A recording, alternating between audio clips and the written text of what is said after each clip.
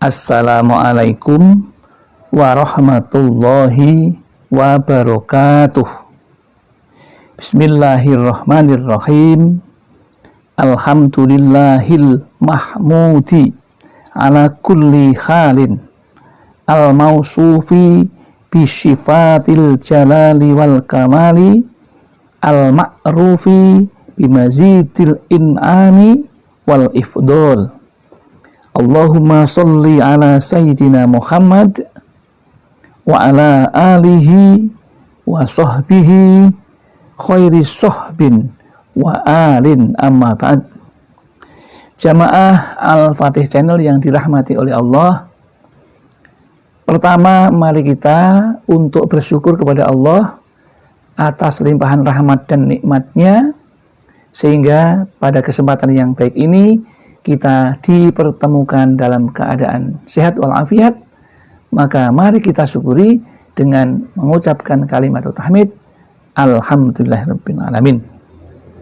Shalawat dan salam semoga tercurah keharibaan Nabi Muhammad sallallahu alaihi wasallam, Nabi yang kita rindukan syafaatul uzmanya ketika kita di dunia dan di akhirat nanti. Selanjutnya izinkan kami untuk berbagi ilmu kepada saudara-saudaraku yang mudah-mudahan ilmu tersebut akan membawa kemanfaatan dan keberkahan di dalam hidup kita, utamanya dalam meningkatkan keimanan dan ketakwaan kita serta kesejahteraan kita ketika di dunia dan di akhirat nanti.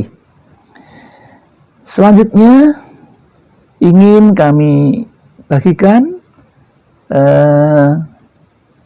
ilmu yang berjudul nasihat penting dari Nabi Muhammad sallallahu alaihi wasallam bagi para pendoa yang perlu Anda ketahui. Kegiatan beramal dan berdoa itu sudah menjadi bagian dari orang yang beriman dan bertakwa kepada Allah Subhanahu wa Ta'ala. Namun di dalam praktiknya ternyata ada hal-hal yang tidak sesuai dengan yang dianjurkan, yang dinasihatkan, yang dituntunkan oleh Rasulullah. Ini berdasarkan beberapa curhat yang disampaikan oleh beberapa komentator yang masuk ke channel kami, yang intinya bahwa netizen atau viewer itu mengamalkan doa yang sangat banyak sekali, yang memang menurut yang bersangkutan itu sangat menyita waktu, sementara di dalam hatinya mengharapkan yang luar biasa.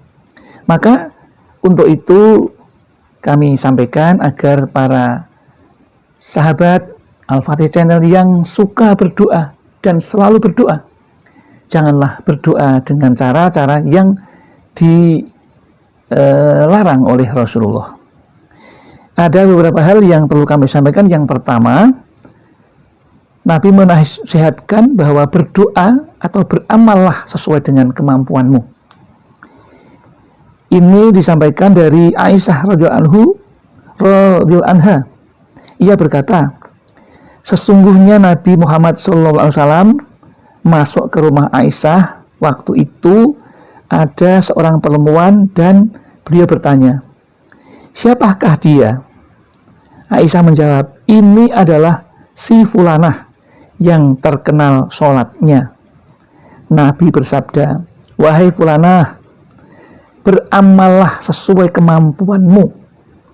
Demi Allah, dia tidak akan jemu untuk menerima amalmu, sehingga kamu sendirilah yang merasa jemu. Sesungguhnya amalan yang paling disukai Allah yaitu yang dikerjakan secara terus-menerus atau istiqomah. Itulah yang dikhawatirkan oleh Rasulullah jika beramal dengan cara yang seperti itu.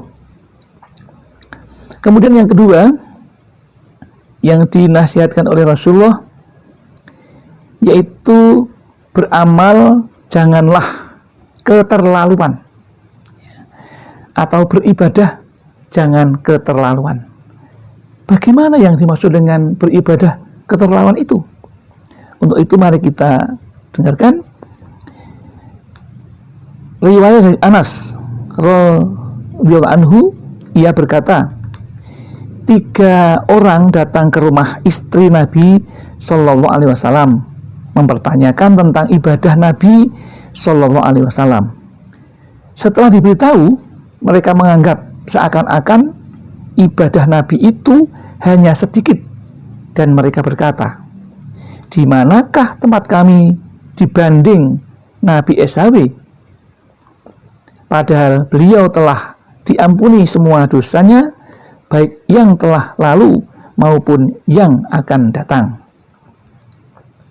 Salah seorang di antara mereka berkata, saya selamanya sholat sepanjang malam.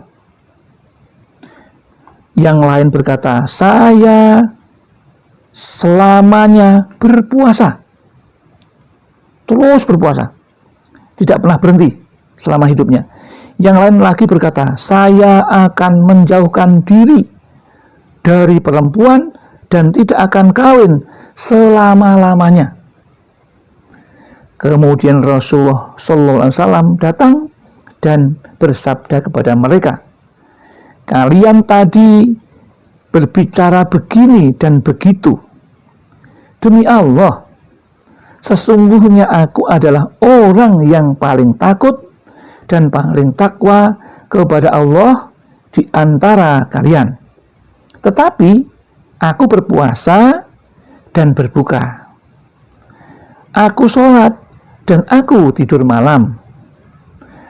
Aku juga mengawini perempuan, atau itulah sunnahku. Siapa saja yang benci terhadap sunnahku, maka ia bukan termasuk golonganku. Kemudian yang ketiga yang disampaikan oleh Ibnu Mas'ud radhiyallahu anhu, ia berkata, Nabi SAW bersabda, binasalah orang-orang yang keterlaluan dan berlebih-lebihan. Beliau mengulanginya sampai sebanyak 3 kali. Jadi beribadah dengan berlebih-lebihan, mengamalkan banyak amalan sampai habis waktunya untuk bekerja, tidak dianjurkan oleh Rasulullah. Kemudian yang selanjutnya, Rasulullah menasihatkan agar sedang-sedanglah dalam menggunakan waktu untuk beribadah. Jadi kita tidak boleh menghabiskan waktunya untuk beribadah semuanya. Harus ada istirahatnya, ya, harus ada jedanya. Maka untuk itu mari kita dengarkan riwayat dari Abu Hurairah radhiyallahu anhu dari Nabi sallallahu alaihi wasallam. Beliau bersabda, sesungguhnya agama itu mudah, dan siapa saja yang mempersulit agama, maka ia akan kalah. Oleh karena itu, sedang-sedanglah, dekatkanlah diri kalian kepada Allah, dan bersuka hatilah kalian, serta pergunakanlah waktu pagi, sore, serta sedikit waktu malam untuk mendekatkan diri. Hadis riwayat Bukhari. Dalam riwayat lain dikatakan, Rasulullah SAW bersabda, sedang-sedanglah, dekatkanlah dirimu dan pergunakan waktu pagi dan sore serta sedikit dari waktu malam. Bersahajalah, niscaya kalian akan sampai tujuan.